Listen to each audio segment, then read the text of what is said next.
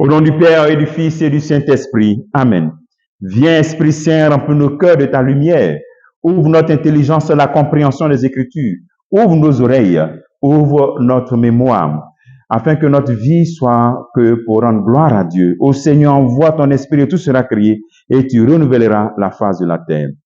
Bien-aimés dans le Christ, nous sommes aujourd'hui mardi 23 juillet. Et la parole de Dieu qui nous est proposée en ce jour est extraite de Matthieu, chapitre 12, versets 46 à 50. Et nous lisons. En ce temps-là, comme Jésus parlait encore aux foules, voici que sa mère et ses frères se tenaient au dehors, cherchant à lui parler. Quelqu'un lui dit, ta mère et tes frères sont là, dehors, qui cherchent à te parler. Jésus lui répondit, qui est ma mère et qui sont mes frères?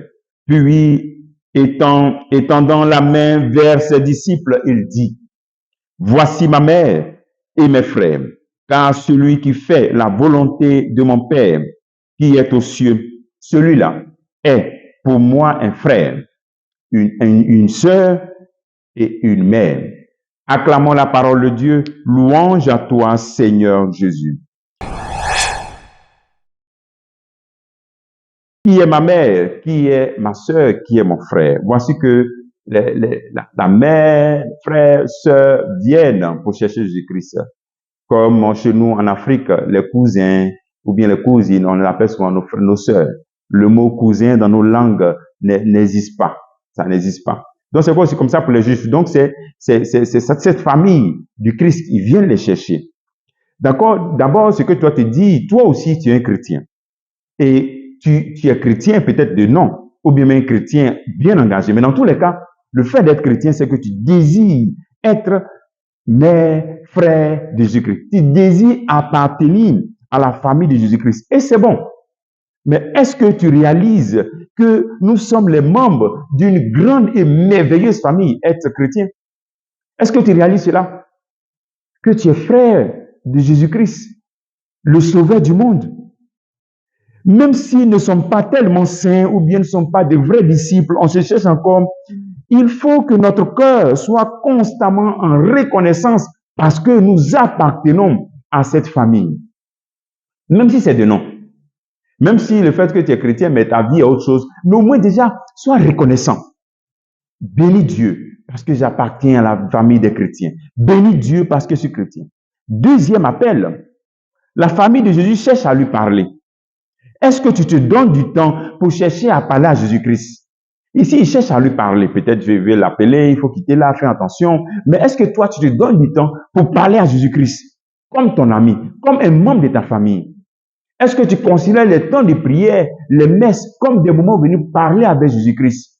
Ou bien tu viens assister? La famille de Jésus-Christ vient lui parler. Toi, en tant que membre de cette famille, tu dois chercher aussi à lui parler. La prière devient donc cette rencontre amicale avec Jésus-Christ, une rencontre fraternelle. Les gens qui sont dans la même famille, normalement, se parlent. Bon, c'est vrai que souvent dans nos familles, on ne se parle pas. C'est quelque chose qui n'est pas bien. Mais en réalité, une famille normale, on est ensemble, on se parle parce qu'on est dans la même maison. Et troisième appel que cette parole nous fait en ce jour, le Seigneur dit, voici ma mère, voici mes frères, celui qui fait la volonté de mon Père. Donc, il y a un cheminement. D'abord, je suis membre. Je bénis Dieu. 2, je cherche à lui parler. Maintenant, 3, je vais en profondeur.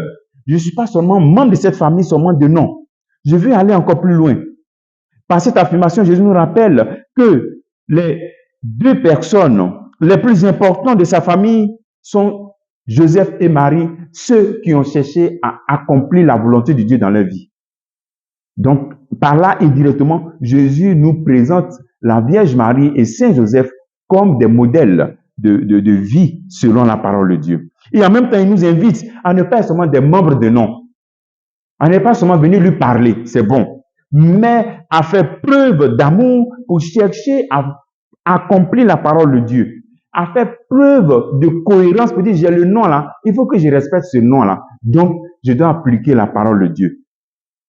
Si quelqu'un m'aime, il gardera ma parole, dit le Seigneur. Mon Père l'aimera et nous viendrons demeurer chez lui. Donc, garder la parole du Seigneur, c'est affirmer notre amour pour Dieu. Et quand on fait ça là, Jésus, Esprit Saint, Dieu, ils viennent habiter en nous. Jean chapitre 14, verset 23. Ce n'est pas beau ça.